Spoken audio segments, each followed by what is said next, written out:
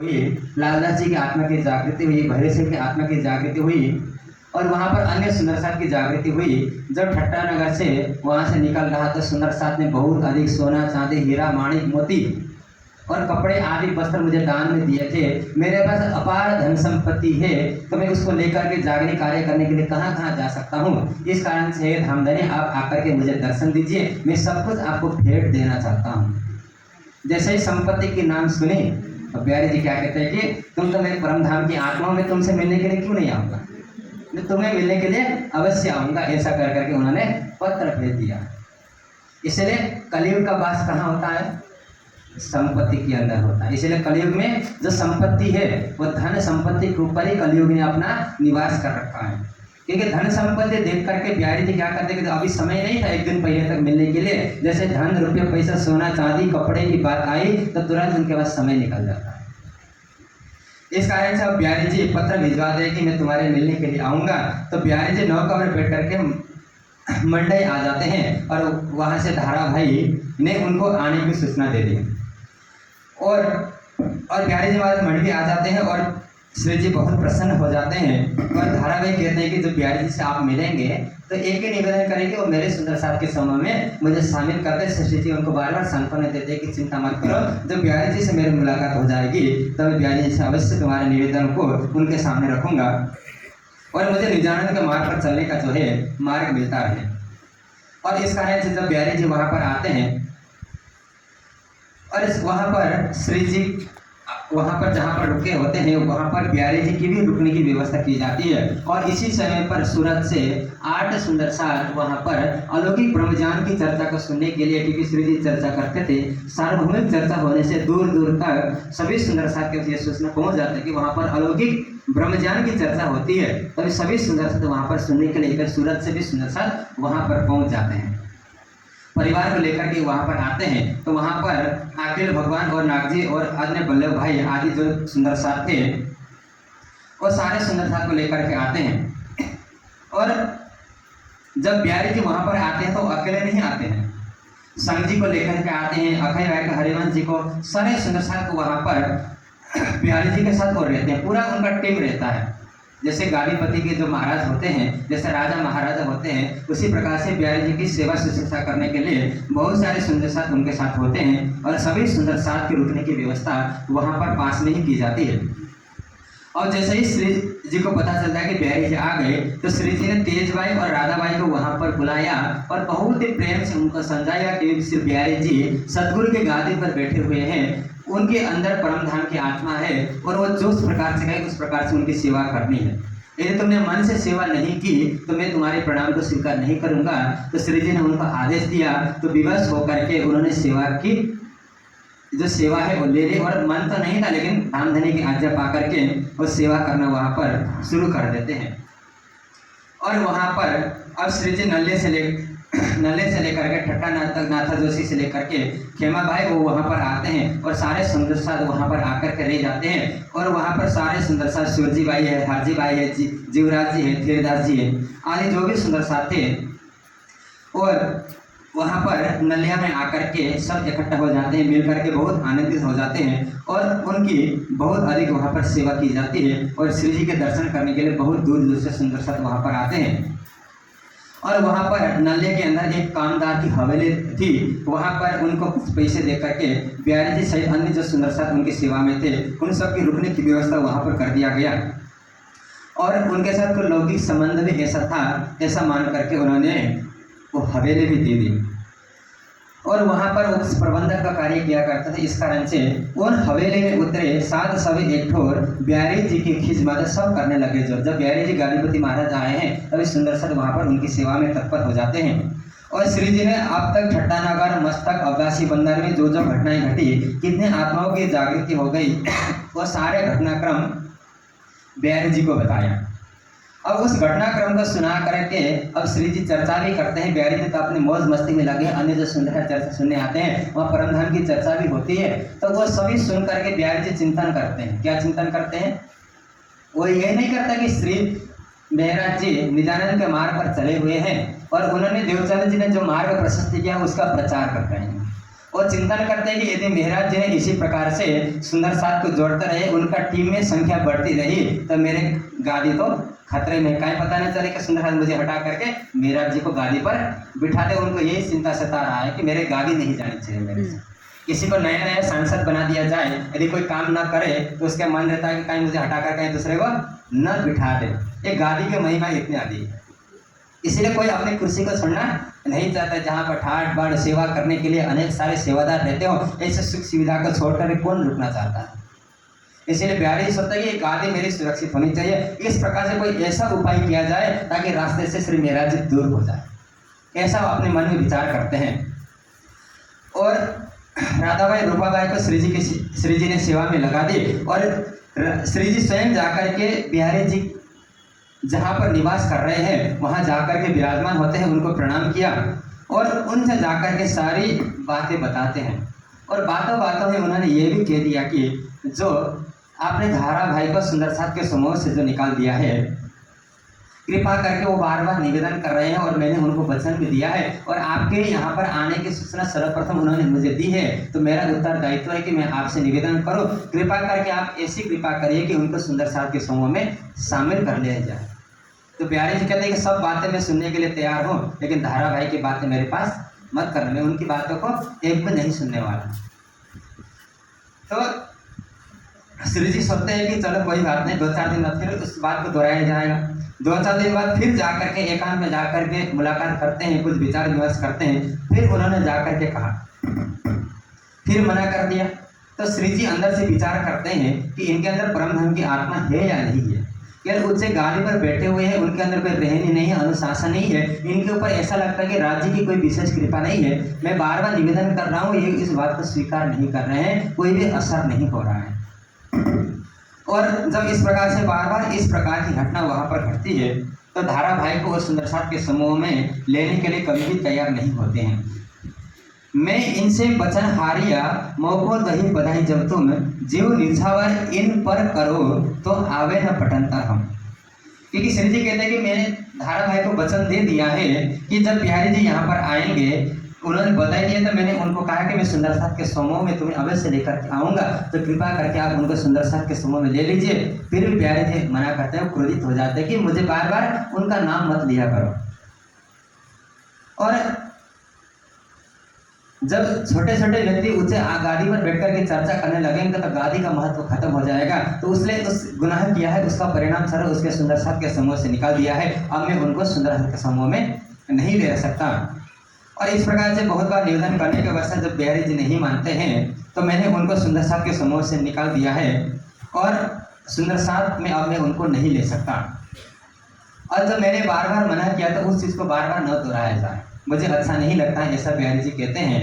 तो इस प्रकार से और रूपाबाई का ना लगे चित सेवा में, जब इन सारे प्रसंग को सुन करके राधाबाई और रूपाबाई का मन बिहारी जी की सेवा में नहीं लगती है कि यह परम धाम की ब्रह्म सृष्टि है या नहीं है, या क्या गादी ऊपर ऊंचे आसन पर बैठ करके इस प्रकार के अत्याचार करते हैं जिनके ऊपर राज्य की कोई कृपा नहीं है, तो उनकी सेवा करके हमें क्या फायदा है। और वहाँ पर कोई भी सेवा करने के लिए तैयार नहीं होता है, लेकिन श्री जी अब वहाँ पर उनको सेवा करने के लिए तैयार करते हैं कि नहीं, जब तक बिहारी जी यहाँ पर रहेंगे तब तक तुम्हें क्या करना है, यहाँ पर धामधनी मान करके उनकी सेवा करनी है। और फिर वहाँ पर तीसरी बार बिहारी जी के साथ चर्चा शुरू हो जाती है और वहाँ पर क्या करते हैं, फेर के बैठे मसलत करने जाएगा एकांत एक ठोर, अब क्या करना हमको, चलो ढूंढ काढ़ियो साथ वोट। और बिहारी जी और श्री जी एकांत में बैठ करके चर्चा करते हैं और वार्तालाप श्री जी कहते हैं कि हमें बाहर निकाल करके सुंदर साथ की आत्मा जागृति करनी चाहिए, और उनकी आत्मा को जागृति करेंगे तो वाणी का प्रसार प्रसार होगा। अक्षराती धामधनी की क्रिया सबके एक जगह से आत्मा की जागृति नहीं हो सकती है, जगह जगह जा करके आत्मा की जागृति हो सकती है। तो इस वचन को सुन करके बिहारी जी क्या कहते हैं, तब श्री बिहारी जी ये कहिया, ये रहा नहीं इस्लाम, ये निजानंद मार्ग का ये सिद्धांत नहीं है कि अपना घर द्वार, अपने पत्नी, अपने बच्चे को छोड़ करके जगह जगह भटक करके, बारिश सर्दी गर्मी में भटक भटक करके किसी की आत्मा की जागृति करे। ऐसा हमारे पिताजी ने तो मुझे नहीं सिखाया। किसी की आत्मा की जागृति करनी है तो यहीं पर आकर के नवतनपुरी में आत्मा की जागृति हो सकती है। जब पिताजी, मेरे पिताजी और तुम्हारे गुरु भी कहीं जाकर के आत्मा की जागृति नहीं की, वो यहीं बैठे बैठे सुंदर से आत्मा की जगह जगह भटकने की क्या आवश्यकता है। तुम कहाँ से नया मार्ग लेकर के आ गए, घर द्वार छोड़ करके निकल पड़े सुंदरसा के आत्मा की जागृति का। जब देवचंद्र जी नहीं गई, एक ही स्थान में बैठ करके सुंदर साथ आते थे, चर्चा सुनाते थे। जिसको आत्मा जागृति करना होगा नौतन पर आकर के आत्मा जागृति कर लेगा। मैं उनको आशीर्वाद देता हूँ, उनकी आत्मा की जागृति हो जाएगी। ये जगह जगह भटकने का काम मेरा नहीं है।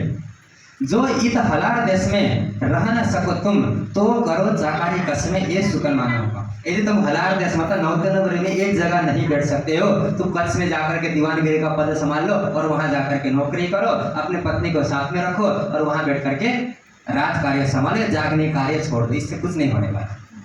जिसको जागनी करना होगा वो नौतन पर आके कर लेगा। मेरे पिताजी ने भी ऐसे ही किया। ये बिहारी जी का उत्तर होता है। अब जब इन बातों को सुनने के पश्चात श्री जी कहते हैं कि तब श्री जी ने कहा, मोको शिव देवचंद्र जी ने कहा, तुमसे मेरे दिल में आए वतन की जागृत बुद्ध। और जो सदगुरु महाराज ने जो मुझे तारतम ज्ञान दिया है और मेरे दिल में परमधाम की जागृत बुद्धि प्रवेश हो चुकी है, तो मेरी इच्छा है कि मैं जगह जगह जाकर के बड़े बड़े राजाओं को जगाऊं और आपके चरणों में भेजो, ताकि धन संपत्ति की कमी भी न हो सके और आपकी सेवा करेंगे और आपके आदेश के अनुरूप वो चलते रहेंगे। अब तो हम माया को क्यों ये पकड़े ना है। अब जब श्री जी कहते हैं कि मैंने जो माया का जितना कार्य करना था, उस माया को कार्य को मैंने अब छोड़ दिया है। अब मुझे माया का कोई भी कार्य नहीं करना, न दीवानगिरी के पद को संभालना है, किसी कार्य को करना है। मुझे तो जो राज्य के हुक्म से जो मुझे आदेश मिला हुआ है, जो सदगुरु ने मुझे जो मार्ग बताया, उसी का मुझे अनुसरण करना है, मुझे और कुछ भी नहीं करना है। और सदगुरु महाराज ने मुझे एक ही आदेश दिया कि जो शाकुंडल और शाकुमार जो परमधाम के निज आत्मा है, जो राज घराने में आकर के पड़ी हुई है और अपने मूल घर को, अपने निज आत्मा को भूल चुकी है और उनकी जो मूल परात्मा वहां पर हंस रही है, उनकी आत्मा को मुझे सर्वप्रथम जागृत करना है। यह सदगुरु महाराज ने मुझे आदेश दिया है। उनकी आत्मा जागृति के लिए भी मुझे जगह जगह जाकर के सुंदर सार की आत्मा की जागृति करनी पड़ेगी। मैं एक जगह नहीं बैठ सकता है। इस वास्ते आपन मिल लिख से बाहर श्री देवचंद्र जी को प्रकाश करे सब में जाए। जो सदगुरु महाराज ने हमें जो मार्ग दिया है, उसका प्रकाश करने के लिए हम दोनों मिल करके जागने का प्रचार करें। ऐसा श्री जी वहां पर बिहारी जी के साथ बात करते हैं। यह इष्ट फिर के चले किया मूल बिना विस्तार। संसार में जो अलग अलग नए नए मत संप्रदाय भी अपने सिद्धांत का प्रचार करने के लिए जोर शोर से लगे हुए हैं, तो हमारे जो सिद्धांत है वो तो निजानंद का मार्ग है, परमधाम का मार्ग है, जो निराकार से परे का मार्ग है, जिसको एक परमात्मा की पहचान नहीं है और निजानंद का अनुसरण करके वो भी एक परमात्मा को प्राप्त कर सकता है। ऐसा अनुपम मार्ग का हम प्रचार क्यों न करें। ये तो हमारा परम दायित्व है, क्योंकि धाम धनी ने हमारे ऊपर ये दायित्व सौंपा, हमें तो इस कार्य को करना पड़ेगा। ऐसा श्री जी कहते हैं। प्रकार से संसार से भिन्न है, क्योंकि वाणी भी कहते हैं निराकार के पार थे, तीन पार के भी पार। ये निराकार से परे का ज्ञान है, संसार का ज्ञान तो स्वर्ग वैकुंठ तक का ज्ञान है। जब वो अपने मत संप्रदाय के प्रचार के लिए इतना मेहनत करते हैं, तो हम तो निराकार से परे का ज्ञान लेकर के हम एक स्थान पर नहीं बैठ सकते हैं। हमारा कर्तव्य है, जो सदगुरु महाराज ने हमें जो मार्ग दिखाया है, हम उसका अनुसरण करें। यदि आपके मन में कोई ऐसी चिंता रहती है कि आप चर्चा नहीं कर सकते हैं, आप किसी के आत्मा की जागृति नहीं कर सकते हैं, तो आपको चिंता करने की आवश्यकता नहीं है। आपके लिए ऊंचा आसन दिया जाएगा, आप उसमें बैठिए, मैं सुंदर साथ की आत्मा को जागृति करूंगा और आपके चरणों में बैठता रहूंगा, आप उनको आशीर्वाद देते रहे। आप इतना तो कर सकते हैं। तो बिहारी जी कहते हैं, मेरा निकालना की ओर मैं तो नहीं निकल सकता, मैं नौतनपुरी छोड़ करके बाहर नहीं जा सकता। और मेरे साथ भांजे है, मेरे पत्नी है, वो मोटी है, चलने से उनको लेके कहाँ कहाँ जाऊंगा। तुम्हारे पास तो काम धंधा है ही, तुम तो दिन भर भटकते रहते हो। मेरी पत्नी है, मेरे भांजे है, परिवार के सदस्य है, उनका भरण पोषण करना है। मैं तो जगह जगह नहीं भटक सकता, इस कारण से मैं बाहर नहीं जा सकता। तीस वास्ते मेरा चलना हो ही नहीं, क्यों कर धनी को जो ही करना सो आए जुड़े यूं कर। यदि धनी के साथ जुड़ना होगा तो यहाँ करके जुड़ सकते हैं। मैं अपने परिवार को लेकर के और परिवार को छोड़ करके नौतनपुरी से बाहर जाने वाला नहीं हूँ। मैं तो यहीं पर रहूँगा, मैं कहीं भी नहीं जाऊँगा। तुम्हें जाना हो तो तुम जा सकते हो। इस भांत की रद बदल वहां पर श्री जी और बिहारी जी का अंदर इस प्रकार से विचार विमर्श होता है। बिहारी जी बार बार मना करते हैं, मैं जागने के लिए नहीं जा सकता, तुम भी जागने का कार्य बंद करके कच्छ जाकर के कहीं राजा के दरबार पर मंत्री का स्वीकार करो, काम धंधा करो, अपने परिवार का पालन पोषण करो। ये बिहारी जी की अंतिम शिक्षा होती है। और वहां से अब वहां से निकालने के लिए प्रस्थान कर लिए, सोच लेते हैं। और जब रूपाबाई ऊपर भाई बिहारी जी का शक और बिहारी जी के मन में यह संशय हो जाता है कि और जिसको मैं सुंदर साथ के समूह से निकालता हूँ, वो सुंदर साथ को श्री मेहरा जी अपने चरणों में रख लेते हैं। कोई सुंदर साथ तो कहीं दूर है नहीं, सब तो श्री मेहरा जी के साथ है। इस कारण से मेहरा जी भी ऐसा लगता है कि मेरे कई हुए जो निर्देश का पालन नहीं करते हैं, ऐसा उनके मन के अंदर संशय हो जाता है। तो श्री जी के दिल में ऐसी ऊर्जा आए, एक आवेश रहे राज को, मेरा दिल क्यों, ये दिल में ये बात होती है कि प्यारे जी के ऊपर राज्य की कोई विशेष कृपा नहीं है, यदि राज्य की थोड़ी सी भी कृपा होती नहीं होती है। उनके अंदर निर्मलता आनी चाहिए, पवित्रता आनी चाहिए, प्रेम का भाव आना चाहिए, लेकिन उनके अंदर कुछ भी नहीं है। वो सब सुंदर साथ को जो भी वाणी का प्रचार करता है उनको समूह से निकाल देते हैं, और इस प्रकार से उनके मन में बहुत सारी लकीरें खींच जाती है। इस प्रकार से वो प्रकट नहीं करते हैं, और इस प्रकार से अपने दिल के अंदर ही उसको छुपा करके रखते हैं। क्योंकि दिल के अंदर कोई भाव हो तो उसको प्रकट कर दिया जाए, लेकिन उसका कोई समाधान ना निकले तो उससे कोई फायदा नहीं है। उसको अपने दिल के अंदर ही छुपा करके रखना ही सर्वोत्कृष्ट उत्कृष्ट होता है। ऐसा मान करके श्री जी ने अपने अंदर जो उत्पन्न जो विचार है उसको वहीं पर छुपा करके रख लिया। तो श्री जी अपना चिता समझाए कि उठेरा अवगुण उठा सोफान के, फिर शुद्ध किया दूसरी बेला। तो श्री जी के मन के अंदर जो दूसरा विचार उत्पन्न हो गया था, श्री जी के जो दूसरे मोड़ की स्थिति आ गई थी, उन्होंने क्या कर दिया, सब कुछ उसको छुड़ा करके अपने मन को शुद्ध करके उन्होंने राज्य के शरण में लगा दिया। को जो उन्होंने नहीं लिया उन्होंने अपने शरण में रख लिया। इंद्रावती के अंगे संगे इंद्रावती मेरी अंग, जो राज्य ने कह दिया कि जो शोभा मेरी होगी वही शोभा जागने के ब्रह्मांड के अंदर इंद्रावती को भी वही शोभा मिलेगी। लूला लगड़ा साथ, जो भी लूले लगड़े होंगे, गरीब होंगे, जान से कमी होंगे, जो समाज से बहिष्कृत लोग होंगे, उनको इंद्रावती कभी भी नहीं छोड़ सकते है। ऐसा श्री जी विचार करते हैं कि मैं तो सबका अपने शरणों में रखूंगा। और जब वहां से चल के आए मंडे बंदर, और वहां से चलकर श्री जी मंडे बंदर आते हैं, वह सुंदर आकर के मिलते हैं, और एक बाग में श्री जी की रुकने की व्यवस्था होती है। उस समय कोई बड़े बड़े मकान नहीं होते थे, कुटियाँ नहीं होती थी, वहाँ पर जहाँ जाते थे झोपड़ी की व्यवस्था थी। किसी का घर बन गया हो, किसी का बाग खाली पड़ा हो, कोई कुटिया खाली हो, तो वहाँ पर रुकने की व्यवस्था करते, नहीं तो श्री जी पेड़ के नीचे जा करके बैठ जाते थे। वहीं पर चर्चा सत्संग चितौनी का दौर शुरू हो जाता था। गए प्यारे जी खंबालिए, जब प्यारे जी खंबालिए जाते हैं कि खंबालिया के राजा की दुश्मनी किसके साथ थी, श्री मेहरा जी के साथ थी, और उनके साथ दुश्मन था, और वो बहुत दिनों से श्री मेहरा जी को पकड़ना चाह रहा था, और प्यारे जी को ये बात पता थी। उन्होंने अब प्यारे जी जाने लगे तो श्री जी ने बाईजराज जी के जितने गहने थे, कान के, गले के, पैर में पहनने वाले, उनके वस्त्र, आभूषण और दान दक्षिणा जो भी मिली थी, सब कुछ उन्होंने अपने एक जोड़ी वस्त्र रख करके सारे वस्त्र सब कुछ बिहारी जी को दे करके उन्होंने विदा किया।